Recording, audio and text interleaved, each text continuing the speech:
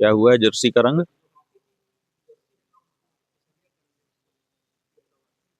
तो बात यह है कि जो भारत का राष्ट्र ध्वज है उसमें भी तो केसरिया रंग है और सबसे ऊपर है। पहला रंग तो केसरिया ही है। देखिए, जब हम ऊपर से नीचे गिनते हुए सूची आते हैं तो आप जब भारत का ध्वज देखेंगे जिसको तिरंगा कहा जाता है, तीन रंग हैं उसमें, तो सबसे ऊपर तो केसरिया है, उसके बाद सफेद है, उसके बाद हरा है। तो ऐसी परिस्थिति में अगर आपके राष्ट्र ध्वज के पहले क्रम पर आए हुए रंग को भारत की किसी टीम का, जो भारत का प्रतिनिधित्व करती है, अगर उसके जर्सी में वो रंग डाल दिया गया तो इससे तो प्रसन्न होना चाहिए कि चलो, पहले वाले क्रम पर जो रंग है उसको वरीयता दी गई है, अच्छा ही हुआ है। इसलिए यही समस्या है कि इन लोगों को केसरिया रंग से चिढ़ हो गई। हिंदुओं ने क्यों इनको छोड़ा? इसीलिए छोड़ा कि इनको हमारे प्रतीकों से चिढ़ हो गई है। हमारी मनुस्मृति से इनके भाई को चिढ़ हो गई थी। संसद में खड़ा होकर वो आलोचना कर रहा था। इनका जो नेता है खड़गे, अभी एक दो दिन पहले ही संसद में खड़ा होकर के, जैसा कि बताया, वो मनुस्मृति के बारे में अपलाप कर रहा था। इनको हिंदू के ही शब्द सुनाई देते ही कंपन होने लगता है। और अब बताइए, भारत के तिरंगे में जो पहला रंग है उस रंग की जर्सी हो जाने पर इनको पीड़ा हो रही है। इनको हिंदुओं से कितनी नफरत होगी, कितना परहेज होगा। तो अच्छा ही है कि हिंदुओं ने इनको तिरस्कृत कर रखा है। अपने इसी वक्तव्य के कारण कांग्रेस, जो कभी देश में लंबे समय तक राज करने वाली पार्टी रही, आज तिरस्कृत होकर के रह रही है। इस बात को प्रियंका गांधी को समझना चाहिए। 7 रंग हैं, अरे कोई भी रंग रहे, इससे क्या फर्क पड़ता है? एक एक पहचान होनी चाहिए। तो आप उसमें अमुक रंग अमुक रंग को देख के आप भड़क रही हैं। ये कहाँ का नियम है? जैसे लाल रंग देख करके सांड भड़कता है, ऐसे ही प्रियंका गांधी केसरिया रंग देख करके भड़क रही हैं।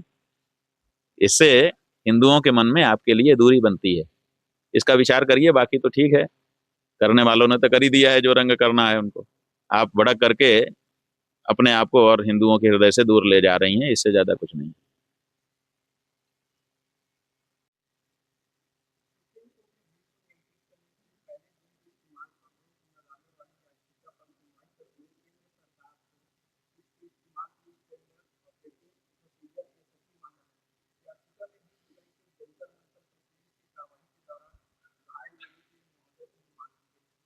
नहीं, ठीक है, जिस व्यक्ति ने भी ये याचिका सुप्रीम कोर्ट में डाली, हम उसका अभिनंदन करना चाहेंगे। वो संवेदनशील व्यक्ति है, इसीलिए छात्रों की इस पीड़ा से अवगत होकर के वो सुप्रीम कोर्ट के सामने गया है। सुप्रीम कोर्ट के न्यायाधीशों को भी सहानुभूति पूर्वक इस बारे में विचार करना चाहिए और जिनके ऊपर प्रहार किए गए उनको उचित मुआवजा दे करके उनको संतुष्ट करना चाहिए। और साथ ही एक साफ सुथरी एसओपी, जैसा कि उन्होंने मांग ही लिया है तो ये बहुत अच्छा है, उसको तैयार करके लागू करवा देना चाहिए ताकि मनमानापन खत्म हो जाए। कभी कोई भी सरकार कभी भी किसी भी हथियार का उपयोग अपने देश के नागरिकों पे बिना विशेष परिस्थिति के ना कर सके।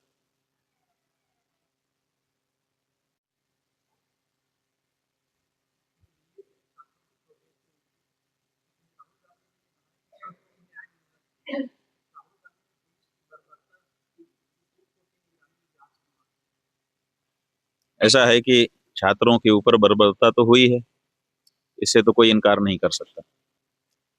पैलेट गन चलाया गया है। पैलेट गन जो है आतंकवादियों के विरुद्ध कश्मीर में प्रयोग में लाया गया था। दिल्ली में जो बच्चे इकट्ठा हुए थे वो अभी एक तरह से नासमझ थे, कम उम्र के थे। उनकी परीक्षा में उनको समस्या में डाला गया था।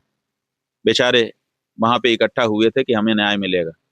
न्याय तो नहीं मिला, पैलेट गन चला दी गई, उनके शरीर में हजार छेद हो गए। अब सरकार की ओर से कहा गया कि पैलेट गन चलाई ही नहीं गई। फिर कहा गया कि चलाई तो गई, लेकिन उसका आदेश गृह मंत्री नहीं देते हैं, उसका आदेश मजिस्ट्रेट देता है। फिर अब उनको न्याय के लिए मांग करनी पड़ रही है। तो छात्रों के ऊपर अन्याय तो हुआ है, और अब तो प्रमाण भी आ गए कि 7 राउंड पैलेट गन चलाई गई। तो जब इतना स्पष्टता के साथ ये बात निकल करके आ गई, इसी के साथ उनके ऊपर पत्थर मारे गए, उनको लाठियां मारी गई, और भी तरह तरह से उनको प्रताड़ित किया गया, और आज भी किया जा रहा है। एफआईआर खोज खोज करके, वीडियो देख देख करके दर्ज की जा रही है।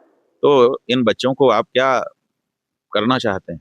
इनको अपराध की ओर धकेलना चाहते हैं? अगर नहीं, तो फिर ये इस तरह की कार्रवाई बंद कर देनी चाहिए, और न्याय केवल विद्यार्थियों को नहीं, इस देश के हर नागरिक को मिलना चाहिए। और न्याय की मांग अगर कोई करता है तो हम उसके साथ हैं। तो राहुल गांधी अगर कह रहे हैं कि इसकी जांच उच्च स्तरीय कराई जानी चाहिए, तो ठीक है, क्योंकि न्याय तो सबको मिलना ही चाहिए। न्याय हर नागरिक का अधिकार है।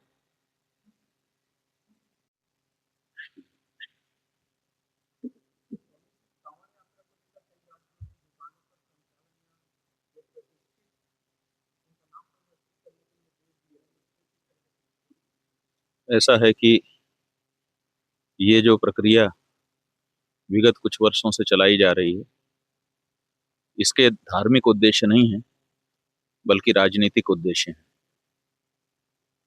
धार्मिक उद्देश्य जिसका होता है, वो अपनी पवित्रता की रक्षा स्वयं करता है। अब आप बताइए कि अगर हम कांवड़ लेकर के निकलेंगे और हम पवित्र रहना चाहते हैं, तो हम होटल में भोजन करेंगे? कोई भी व्यक्ति जो व्रत रह रहा है, जो पवित्रता के लिए कार्य कर रहा है, आध्यात्मिक कार्य कर रहा है, वो होटल का भोजन करता ही नहीं है। तो जो लोग होटल का भोजन कर रहे हैं, होटल वाला अगर नाम लिख देगा तो उससे उनकी पवित्रता सुरक्षित हो जाएगी? ये तो मतलब गजब सा एक उपाय है कि वो नाम बता दे। मान लीजिए कि वो नाम कुछ भी बता दे, उससे क्या होगा? अच्छा, नाम किसका लिखेगा? जो मालिक है उसका लिखेगा, कि जो नौकर है उसका लिखेगा? मालिक का अगर लिखेगा तो मालिक तो कभी कभी स्वयं दुकान में रोज आता भी नहीं है। नाम उसका प्रदर्शित हो जाएगा और काम करने वाले दूसरे होंगे। पता कैसे चलेगा? मान लो मालिक हिंदू है और उसने मुसलमान रखे हैं काम करने वाले कारीगर, तो नाम आपने देख लिया दिनेश कुमार, आप बहुत प्रसन्न हो गए कि साहब ये दिनेश कुमार की दुकान है, और वहां पर भोजन बनाने वाले वो लोग हैं जिनको आप नहीं चाहते। तो ऐसी परिस्थिति में पवित्रता की रक्षा का तो यहाँ प्रश्न नहीं है। हाँ, राजनीतिक दृष्टि से उद्देश्य जरूर पूरा होता है कि हम एक चर्चा उठा देते हैं और समाज को समुदायों में बांट करके दिखाने लग जाते हैं। इससे ध्रुवीकरण हो सकता है, लेकिन इससे पवित्रता की रक्षा नहीं हो सकती। इसलिए हमारा ये कहना है कि जिन लोगों को अपनी पवित्रता की रक्षा करनी है, उनको या तो अपने घर से फलाहार बना करके लेके चलना चाहिए, या फिर सामाजिक संस्थाओं के द्वारा जगह जगह पर कांवड़ यात्रियों के लिए पवित्र भोजन की, फलाहार की व्यवस्था की जानी चाहिए।